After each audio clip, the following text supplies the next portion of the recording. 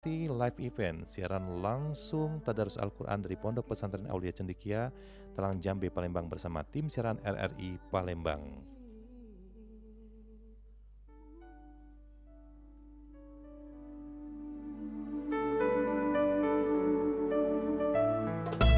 Meriah Ramadan bersama RRI. Harmoni satukan hati.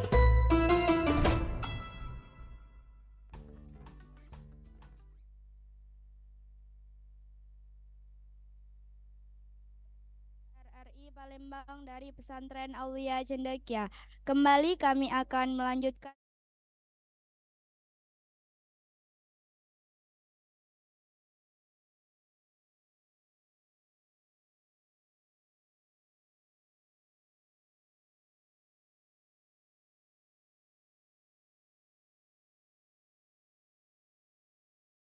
Rahim. Wa ma ubarri'u nafsi inna nafsa la ammaratum bisu'i illa ma rahima rabbi inna rabbi ghafurur rahim. Wa qala al-maliku utuni bihi astakhlishu li nafsi falamma kallamahu qala innakal yawma ladaina makinun amin. Qala ja'alni ala khazainil ard inni hafidhun alim wa kadzalika makkanna li Yusufa fil ardi yatabawwa'u minha haitsu yasha' nusibu bi rahmatina man nasha'u wa la nudhi'u ajral muhsinin. Wala ajrul akhirati khairul lilladzina amanu wa kanu yattaqun. Wajaa ihwatu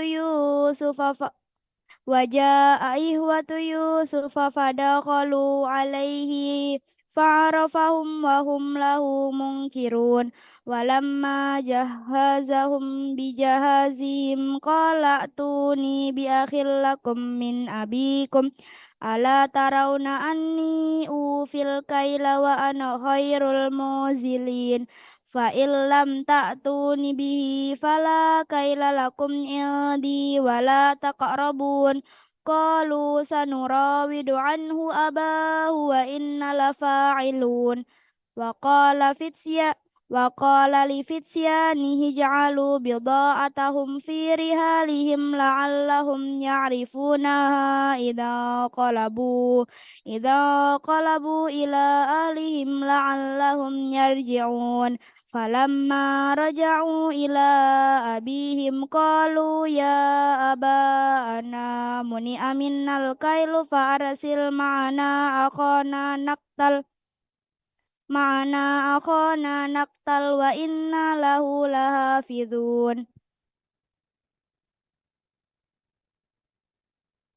Qala hal amannukum alaihi illa kama amintukum ala ahihi min qablu wallahu khairun hafizan wa huwa arhamur rahimin. Walamma fatahu mata'ahum wajadu bida'athum ruddat ilaihim qalu ya abana ma nabghi hazihi bida'atuna ruddat ilaina wa namiru ahlana wa nafazu ahana wa nazdadu kaila ba'ir zalika kailu yasir. Qala lan ursilhu ma'akum hatta tutuni mausikum minallahi la tatuntunanni bihi illa ayyuhata bikum. Falamma atahu mausikuhum qala Allahu ala ma naqulu wakil. Wa qala ya baniya la tadkhulu min babin wahidin wadkhulu min abwabin mutafarriqah. Wama ughni ankum minallahi min syai'in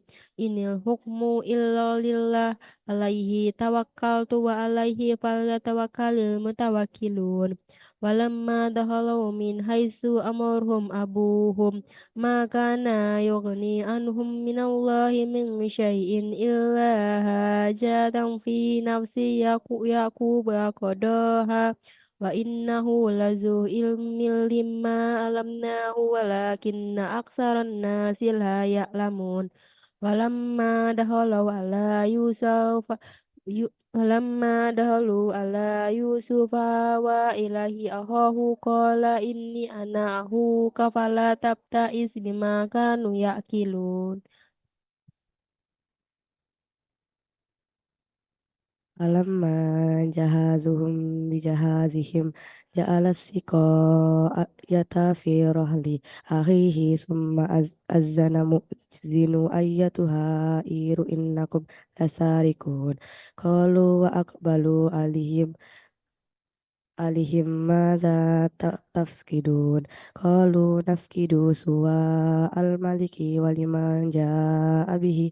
حمل بعير وأنا به زعيم قالوا تالله لقد علمتم ما جئنا لنفسد في الأرض وما كنا سارقين قالوا فما جزاؤه إن كنتم كاذبين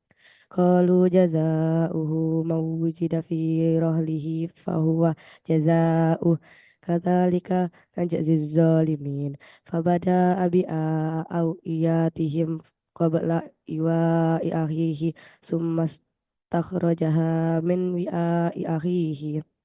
كذلك كدنا ليوسف ما كان ليأخذ أخاه في دين المالك إلا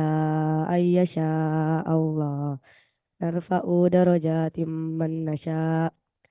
فوق كل ذي علم عليم قالوا إن يسرق فقد سرق أخ له من قبل فأسرها يوسف من نفسه ولم يبديها لهم قال أنتم شر مكانا والله أعلم بما تصفون قالوا يا أيها العزيز إن له أبا شيخا كبيرا فخذ أحدنا مكانا إن نراك من المحسنين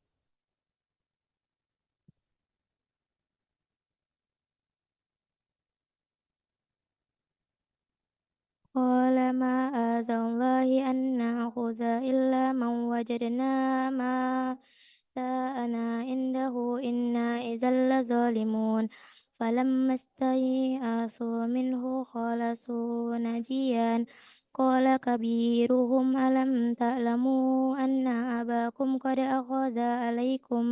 عليكم موثقا من الله ومن قبل ما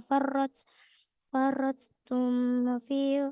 يوسف فلن أبرح الأرض حتى يأذن لي أبي أو يحكم الله لي وهو خير الحاكمين ارجعوا إلى أبيكم فقولوا يا أبانا إن ابنك سرق وما شهدنا إلا بما علمنا وما كنا للغيب حافظين واسأل القرية التي كنا فيها والعير التي أقبلنا فيها وإن وإنا لصادقون قال بل سولت لكم أنفسكم أمرا فصبر جميل عسى الله أن يأتيني بهم جميعا إنه هو العليم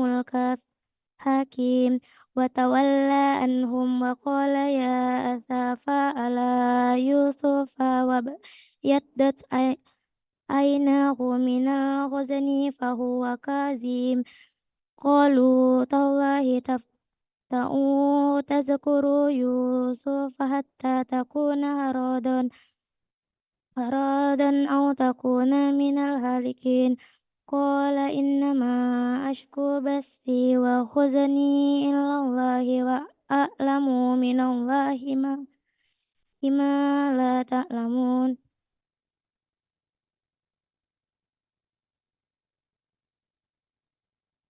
يا بني يذهبوا فتحسسوا من يوسف وأخيه ولا تيأسوا من روح الله إنه لا ييأس من روح الله إلا القوم الكافرون فلما دخلوا عليه قالوا يا أيها العزيز مسنا وأهلنا الضر وجئنا ببضاعة مزجاة فأوف لنا الكيل وتصدق علينا إن الله يجزي المتصدقين قال هل علمتم ما فعلتم بيوسف وأخيه إذ أنتم جاهلون قالوا أئنك لأنت يوسف قال أنا يوسف وهذا أخي قد من الله علينا إنه من يتقي ويصبر فإن الله لا يضيع أجر المحسنين قالوا تالله لقد آثرك الله علينا وإن كنا لخاطئين قال لا تثريب عليكم اليوم يغفر الله لكم وهو أرحم الراحمين اذهبوا بقميصي هذا فألقوه على وجه أبي يأت بصيرا وأتوني بأهلكم أجمعين ولما فصلت العير قال أبوهم إني لأجد ريح يوسف لولا أن تفندون قالوا تالله إنك لفي ضلالك القديم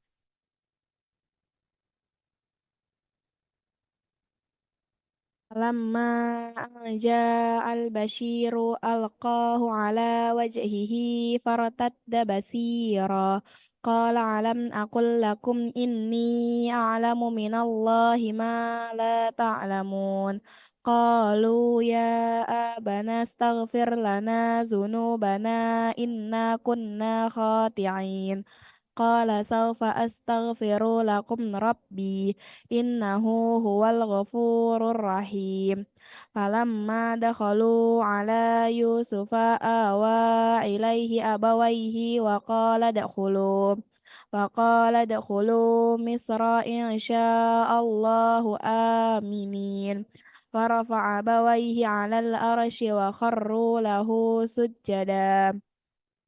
وقال يا أبت هذا تعويل رؤياي من قبل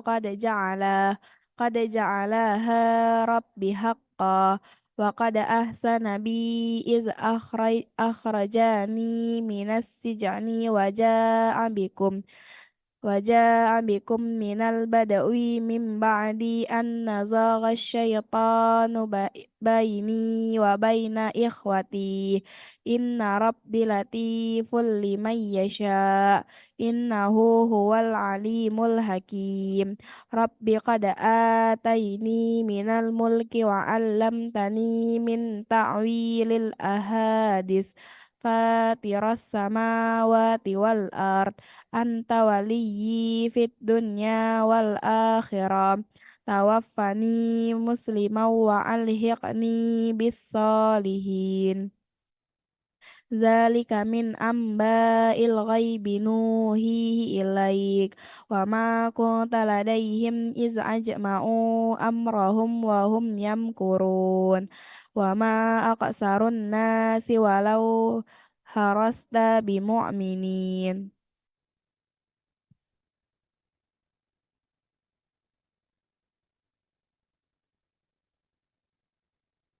وما تشاء وما تشلهم عليه من أجر إن هو إلا ذكر للعالمين وكأي من آية في السماوات والأرض يمرون عليها وهم عنها معرضون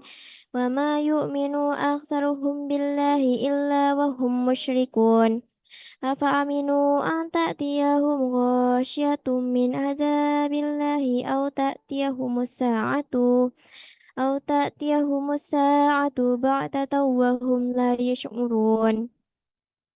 قل هذه سبيلي أدعو إلى الله على بصيرة أنا ومن اتبعني وسبحان الله وما أنا من المشركين وما أرسلنا من قبلك إلا رجالا نوحي إليهم من أهل القرى أفلم يسيروا في الأرض فينظروا كيف كان عاقبة الذين من قبلهم ولدار الآخرة خير للذين اتقوا أفلا تعقلون حتى إذا استيأس الرسل وظنوا أنهم قد كذبوا جاءهم نصرنا فنجي من نشاء ولا يرد بأسنا عن القوم المجرمين لقد كان في قصصهم إبرة لأولي الألباب ما كان حديثا يفترى ولكن تصديق الذي بين يديه وتفصيل كل شيء وهدى ورحمة للقوم يؤمنون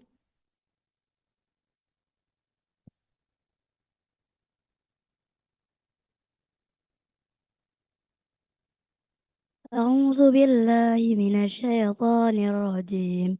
بسم الله الرحمن الرحيم ألف لام ميم را تلك آيات الكتاب والذي أنزل إليك من ربك الحق ولكن أكثر الناس لا يؤمنون الله الذي رفع السماوات بغير عمد ترونها ثم استوى على العرش وسخر الشمس والقمر كل يجري لأجل مسمى يدبر الأمر يفصل الآيات لعلكم بلقاء ربكم توقنون وهو الذي مد الأرض وجعل فيها رواسي وأنهارا ومن كل الثمرات جعل فيها زوجين اثنين يغشي الليل النهار إن في ذلك لآيات لقوم يتفكرون وفي الأرض قطع متجاورات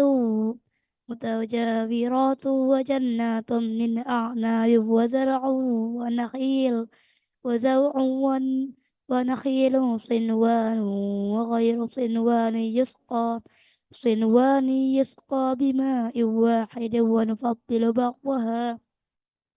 ونفضل بعضها على بعض في الأكل إن في ذلك لآيات لقوم يعقلون وإن تعجب فعجب قولهم أإذا كنا ترابا أئنا لفي خلق جديد أولئك الذين كفروا بربهم وأولئك الأغلال في أعناقهم وأولئك أصحاب النار هم فيها خالدون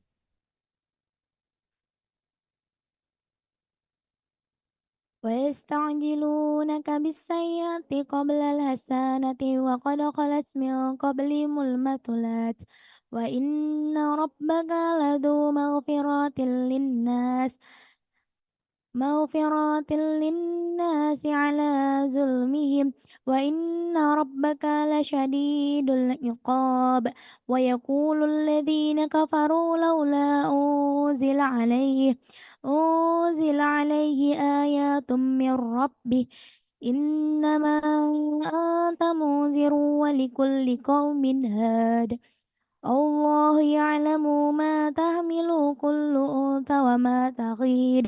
وما تغيد الأرham وما تزداد وكل شيء عنده بمقدار عامل الغيب وشهادة الكبير المتعال سواء منكم من أسر القول ومن جهر به ومن هو مستخف بالليل وسارب بالنهار له معقبات من بين يديه ومن خلفه يحفظونه من أمر الله إن الله لا يغير ما بقوم حتى يغيروا ما بأنفسهم وإذا أراد الله بقوم سوءا فلا مرد له وما لهم من دونه من وال هو الذي يريكم البرق خوفا وطمعا وينشئ السحاب الثقال ويسبح الرعد بحمده والملائكة من خيفته ير- ويرسل الصواعق ويصيب بها من يشاء وهم يجادلون في الله وهو شديد المحال.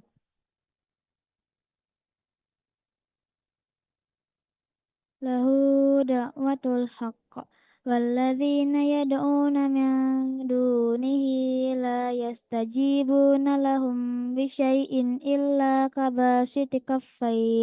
كفيه إلى الماء ليبلغ فاه وما هو ببالغه وما دعاء الكافرين إلا في ضلال. ولله يسجد من ولله يسجد من في السماوات والأرض طوعا وكرها وظلالهم بالغدو والآصال. Subhanallah walhamdulillah wa la ilaha illallah wallahu akbar. Subhanallah walhamdulillah wa la ilaha illallah wallahu akbar. Subhanallah walhamdulillah wa la ilaha illallah wallahu akbar. Kul man rabbus samawati wal ard. Kulillah. Kul afattakhastum min dunihi awliya ala yamlikuna li anfusihim naf'aw wala darra. Kul hal yastawil a'ma wal basiru am hal tastawiz zulumatu wan nur am ja'alu lillahi syuraka akhalaqu ka khalqihi fatashabahal khalqu alaihim. Kulillahu khaliqu kulli syai'in wa huwal wahidul qahhar.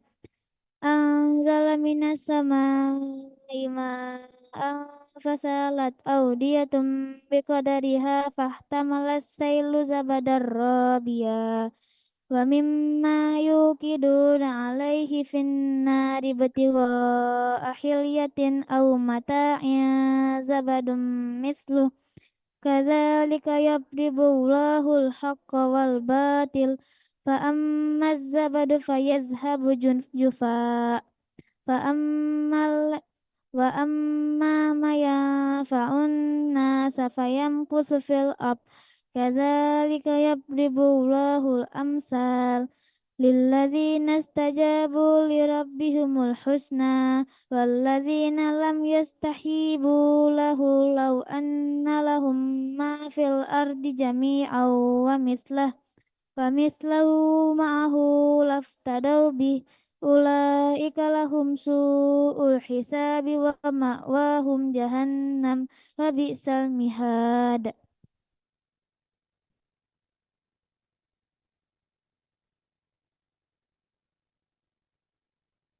أفمن يعلم أنما أنزل إليك من ربك الحق كمن هو أعمى إنما يتذكر أولو الألباب الذين يؤفون بعهد الله ولا ينقضون الميثاق والذين يصلون ما أمر الله به أن يوصل ويخشون ربهم ويخافون سوء الحساب والذين صبروا ابتغاء وجه ربهم وأقاموا الصلاة وأنفقوا مما رزقناهم سرا وعلانية ويدرعون بالحسنات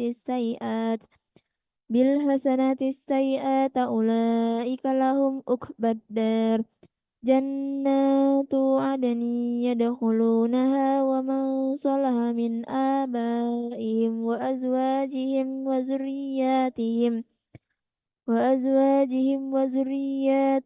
والملائكة يدخلون عليهم من كل باب سلام عليكم بما صبرتم فنعم عقبى الدار والذين ينقضون عهد الله من بعد ميثاقه ويقطعون ما أمر الله به أن يوصل ويفسدون في الأرض أولئك لهم اللعنة ولهم سوء الدار الله يبسط الرزق لمن يشاء ويقدر ورهل بالحياة الدنيا وما الحياة الدنيا في الآخرة إلا متاع ويقول الذين كفروا لولا أنزل عليه آيات من ربه قل إن الله يضل من يشاء ويهدي إليه من أناب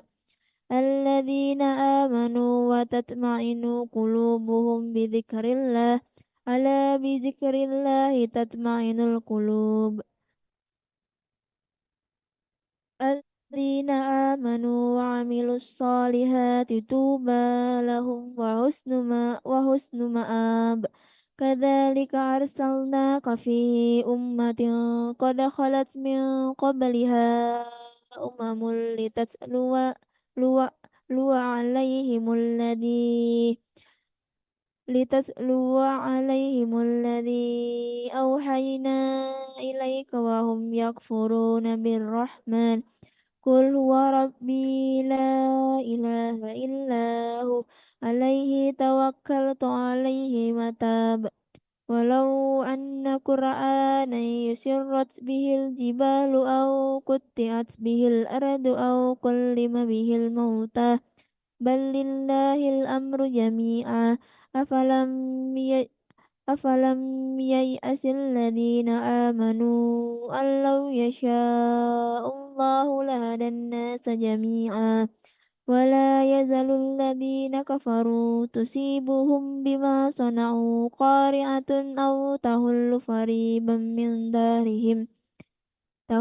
قريبا من دارهم حتى يأتي وعد الله إن الله لا يخلف الميعاد ولقد استهزئ برسول من قبلك فأمليت للذين كفروا ثم أخذتهم فكيف كان عقاب أفمن أفمن هو قائم على كل نفس بما كسبت وجعلوا لله شركاء قل سموهم أم تنبئونه بما لا يعلم في الأرض أم بظاهر من القول بل زين للذين كفروا مكرهم وصدوا عن السبيل ومن يضلل الله فما له من هاد لهم عذاب في الحياة الدنيا ولعذاب الآخرة أشاق وما لهم من الله من واق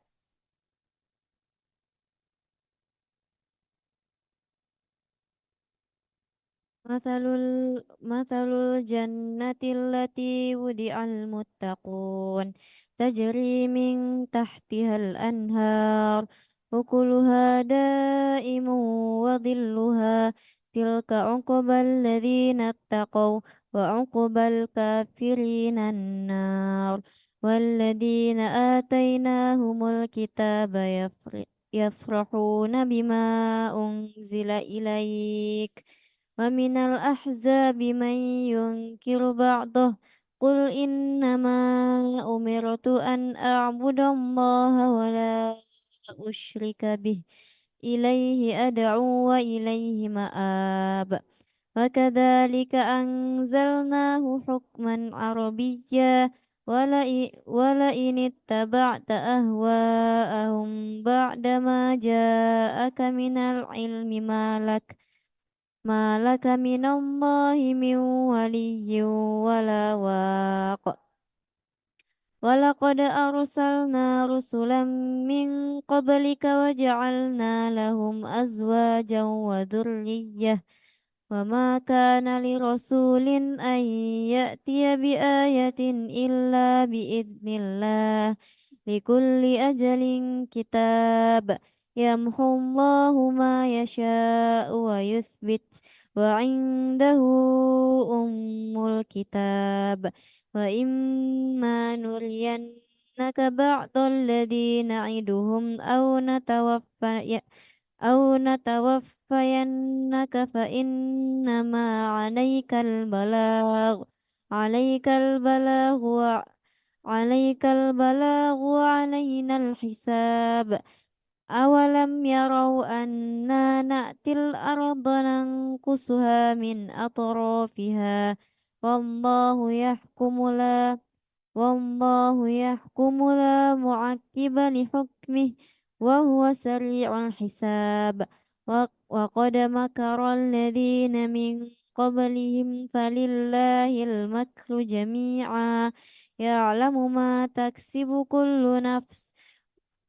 وسيعلم الكفار لمن عقبى الدار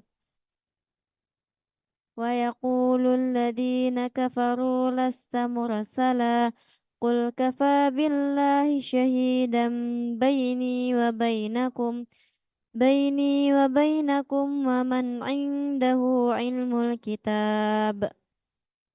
بسم الله الرحمن الرحيم ألف لام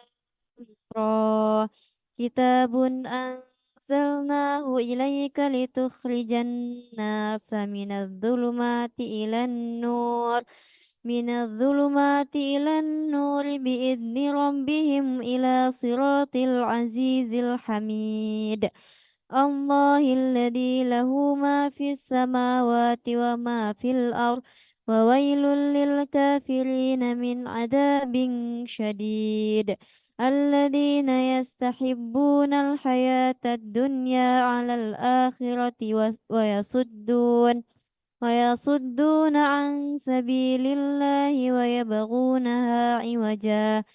أولئك في ضلال مبين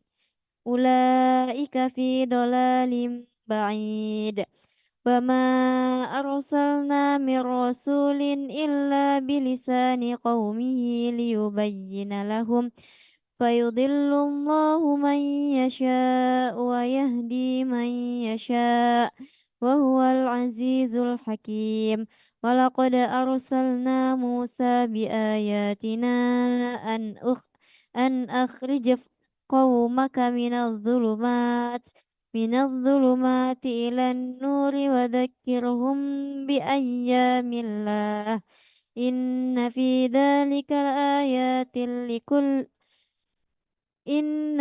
ذلك لآيات لكل صبار شكور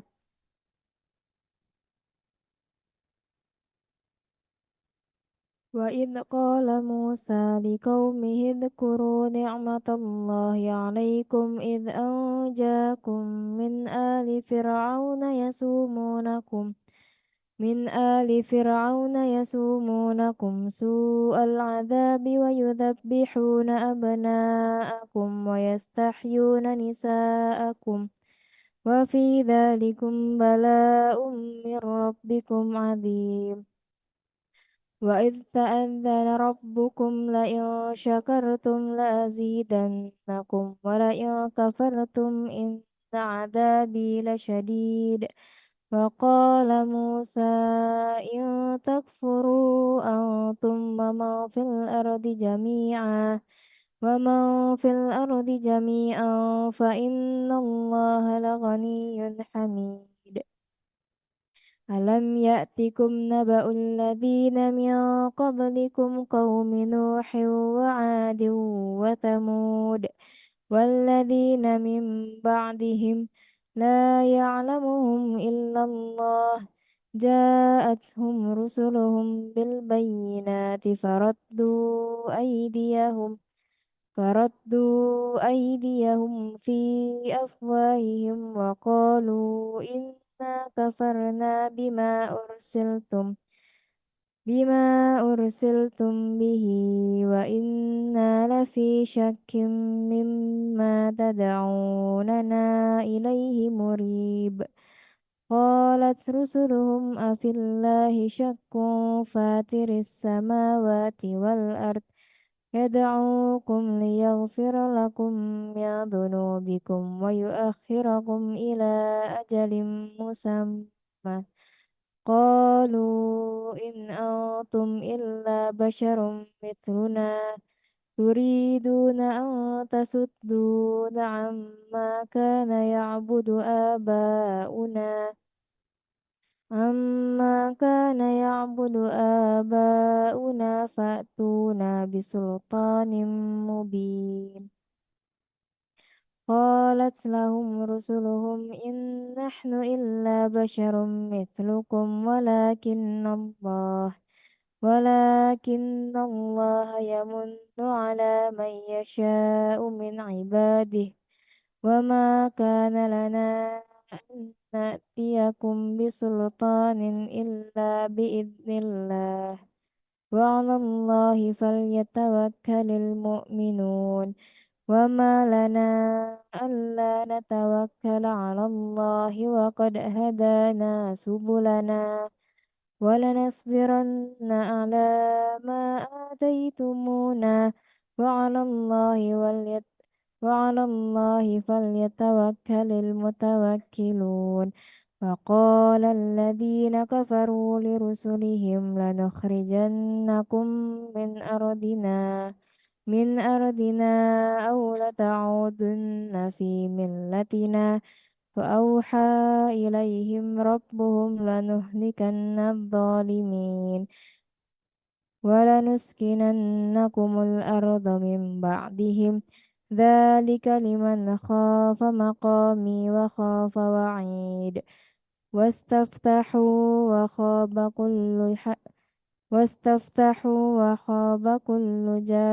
كل جبار عنيد من ورائه جهنم ويسقى من ماء صديد يتجرعه ولا يكاد يسيغه ويأتيه الموت من كل مكان وما هو بميت ومن ورائه عذاب غليظ. مثل الذين كفروا بربهم أعمالهم كرماد اشتدت به الريح في يوم عاصف لا يقدرون مما كسبوا على شيء ذلك هو الضلال البعيد.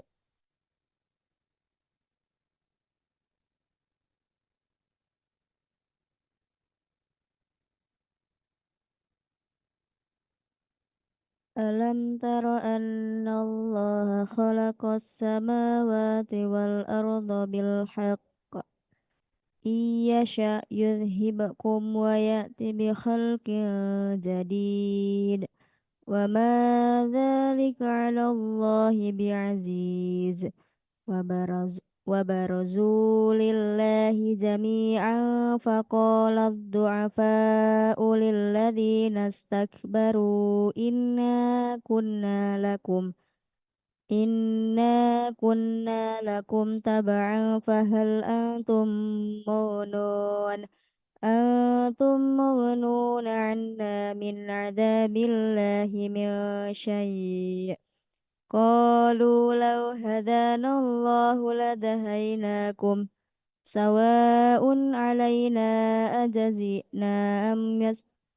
أم صبرنا ما لنا من محيص. وقال الشيطان لما قضي الأمر إن الله وعدكم وعد الحق ووعدتكم فأخلفتكم وما كان لي عليكم من سلطان إلا أن دعوتكم فاستجبتوا لي فلا تلوموني ولوموا أنفسكم ما أنا بمصرخكم وما أنتم بمصرخي إني كفرت بما أشركتمون من قبل إن الظالمين لهم عذاب أليم. وأدخل الذين آمنوا وعملوا الصالحات جنات تجري من تحتها الأنهار خالدين فيها بإذن ربهم تحيتهم فيها سلام. ألم تر كيف ضرب الله مثلا كلمة طيبة كشجرة طيبة كشجرة طيبة أصلها ثابت وفرعها في السماء تؤتي أكلها كل حين بإذن ربها ويضرب الله الأمثال للناس لعلهم يتذكرون ومثل كلمة خبيثة كشجرة خبيثة اجتثت من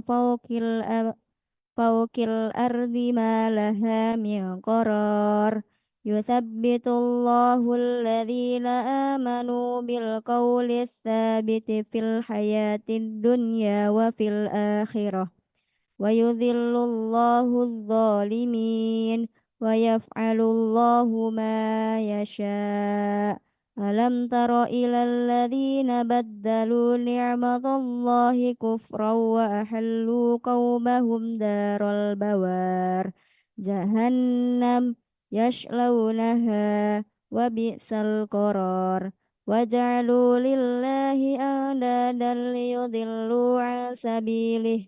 قل تمتعوا فإن مصيركم إلى النار قل لعبادي الذين آمنوا يقيموا الصلاة وينفقوا مما رزقناهم سرا وعلانية من قبل أن يأتي يوم لا بيع فيه ولا خلال الله الذي خلق السماوات والأرض وأنزل من السماء ماء فأخرج به من الثمرات رزقا لكم وسخر لكم الفلك لتجري في البحر بأمره وسخر لكم الأنهار وسخر لكم الشمس والقمر دائبين وسخر لكم الليل والنهار